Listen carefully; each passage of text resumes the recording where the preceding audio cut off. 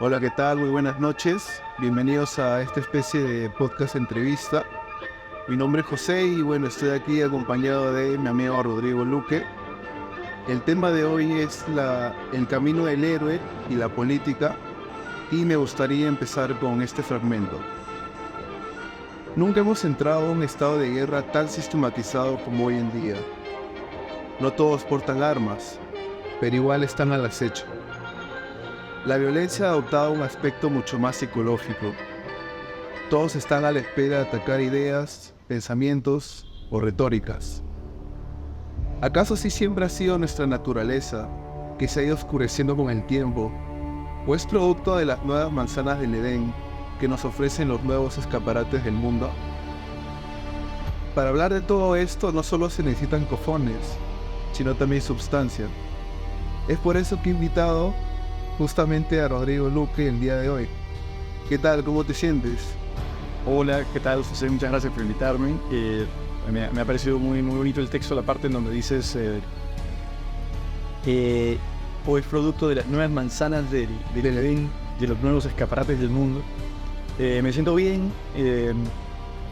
Estoy en un breve viaje a Lima y me interesó lo que me comentaste de este podcast que quieres empezar a hacer, así que estamos aquí un poco para hablar del camino del héroe, de la vida, de la existencia y de todas las cosas que vayan llegando, ¿no? A través de las preguntas que me harás, iré respondiendo un poco de que vayan viniendo a mi vida. Claro, yo te he traído el día de hoy porque siento que sí se puede hacer este tipo de sinergia de conciencia. Ajá. Justamente cuando estábamos acá, ¿no? En camino, estábamos hablando de que no hay, digamos, como que estas propuestas, porque hay más basura, ¿no? Generalizada, sociabilizada.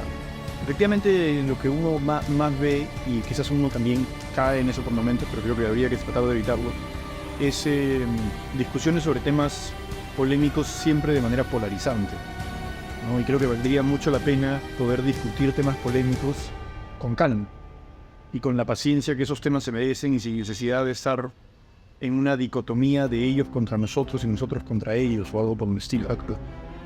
Si se puede generar más plataformas como esta que tienes en mente, donde se toquen temas difíciles y polémicos, sin necesidad de caer en una dicotomía de ellos contra nosotros y nosotros contra ellos, sea cual sean estos bandos, pues entonces se está generando algo de valor, ¿verdad? Una oportunidad para que se discutan las dificultades de la existencia de manera paciente, de manera sensata, de manera honesta también, de manera...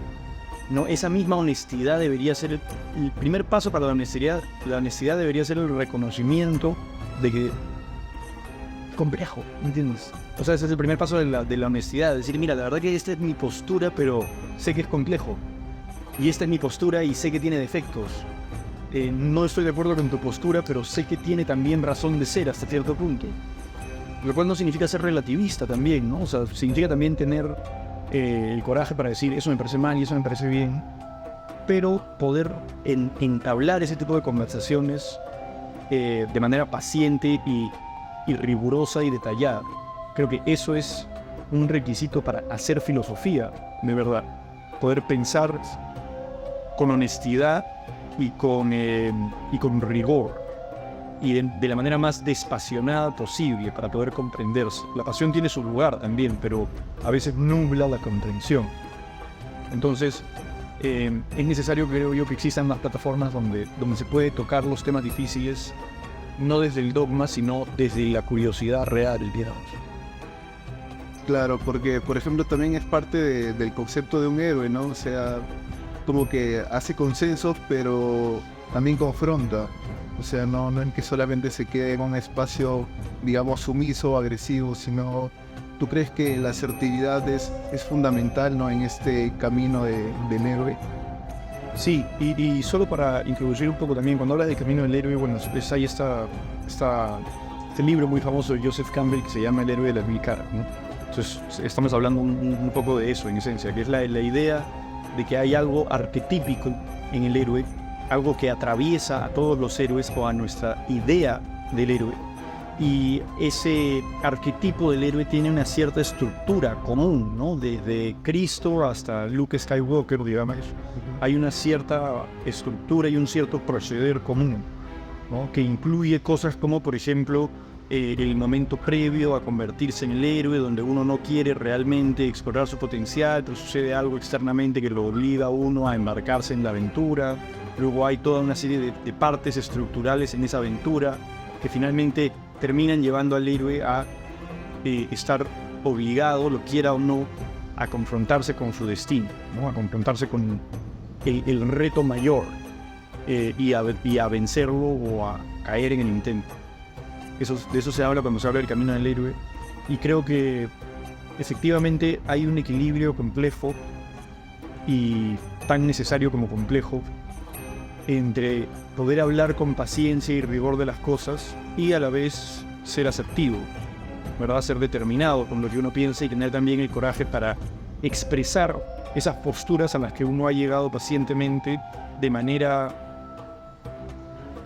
firme, ¿no? Muy distinto es reconocer la complejidad de los hechos de la vida a simplemente aceptar lo que los otros dicen por compromiso y por miedo a expresar la opinión propia. Son dos actitudes muy distintas. Una es correcta y la otra es corrosiva. Ya. O sea, tú dices que, por ejemplo, ya que mencionas, ¿no?, personajes, digamos, místicos, personajes icónicos, ¿no? Luke Skywalker, Harry Potter, figuras como Jesucristo, ¿tú crees que hay un patrón como tal en el héroe? ¿O es camaleónico? Yo creo que sí hay ciertas estructuras que se pueden seguir más o menos, y que cuando esas estructuras se siguen es lo que llamamos un héroe, digamos. Y cuando se siguen estructuras de otra índole es lo que podemos llamar un villano o algo por el estilo, ¿no? Entonces si hay un límite, ¿no? Digamos que hay una especie de verdad que se separa, ¿no? Diría yo que sí, ¿no? Por lo menos de la manera en la que lo concebimos socialmente, el lenguaje y nuestra comprensión del lenguaje es una realidad social, claramente. Y la manera en la que concebimos estas palabras y estos conceptos, como héroe, como villano, responden a ciertas estructuras que son identificables y que en el caso de personas como Joseph Campbell están muy bien detalladas y muy bien planteadas. Quizás hay otras cosas también que él no menciona, o quizás hay algunas cosas que él menciona que no son esenciales al héroe, pero sí me parece que es un caso, Joseph Campbell, entre muchos, es un caso donde con bastante rigor se analiza cuál es esa estructura del camino del héroe. E incluye, entre otras cosas, que claro, no podemos estar seguros de qué significa esto, pero incluye, entre otras cosas, cumplir con tu destino. ¿Y qué es tu destino? Bueno, tienes que descubrirlo un poco en el momento de la aventura. Claro, no es que esté, digamos, programado. Claro, no está programado, pero definitivamente hay otros caminos que no son los correctos, digamos, ¿no? O sea, por ejemplo, no tenemos que estar seguros de qué significa cumplir tu destino, como para saber que si Frodo en El Señor de los Anillos se hubiera quedado con el anillo y se hubiera ido a esconderse y se hubiera apropiado. Es casi obvio que en ese universo creado por Tolkien, el destino de Frodo no era simplemente quedarse con el anillo y volverse un ser corrupto que acumulaba poder. Entonces no tenemos que tener una definición exacta para saber más o menos por dónde va la cosa y por dónde definitivamente no hay. Claro, o sea, hay cosas que realmente están pues separadas, ¿no? Pero digamos que también hay este tema de los antihéroes, Deadpool, V de Vendetta, sí, que llegan a pues hacer cosas que el ojo público le puede decir crimen, pero digamos que ellos ya tienen una filosofía que llega a absorber, digamos, lo bueno y lo malo, ¿no? En ese caso, ¿tú qué opinas, no, de este concepto de antihéroe? Bien interesante, ¿sabes? No he filosofado mucho al respecto y no he pensado mucho al respecto, pero creo que el antihéroe vendría a ser heroico si es que adapta ciertas cosas de su actitud, digamos, ¿no? Porque si yo simplemente estoy molesto con el mundo por cómo es, o molesto con un sistema, quizás con justicia estoy molesto contra un sistema o algo por el estilo, y termino apelando simplemente a la destrucción, en vez de a la construcción y a la refacción y al arreglo de las cosas. Ese antihéroe pues sería simple y llanamente un antihéroe. En cambio, si ese antihéroe quizás destruye alguna que otra cosa, pero porque tiene un bien mayor en mente, en ese caso la definición de antihéroe vendría a ser simplemente un héroe que no parece, pero que es, ¿entiendes? Claro. Entonces, si decimos que alguien es un antihéroe porque es malhumorado y es mala onda y quizás es un poco violento por momentos, pero que al final en realidad cada vez que las papas queman, digamos, hace lo correcto, ahí estamos hablando de simplemente un héroe que no tiene la apariencia de héroe, pero sigue siéndolo. Como hay closet. No, o sea, simplemente no tiene la apariencia. Normalmente se asocia al héroe con ciertas apariencias de nobleza y de pureza. El antihéroe tiene esa cosa interesante de que si bien hace lo correcto y sigue su destino, no tiene esa misma apariencia y esos mismos gestos y esas mismas formas de hacer las cosas que el héroe prototípico. Pero el hecho de que no tenga la apariencia no quiere decir que no sea realmente un héroe. Esa es la definición de antihéroe que creo que tiene más sentido de todo.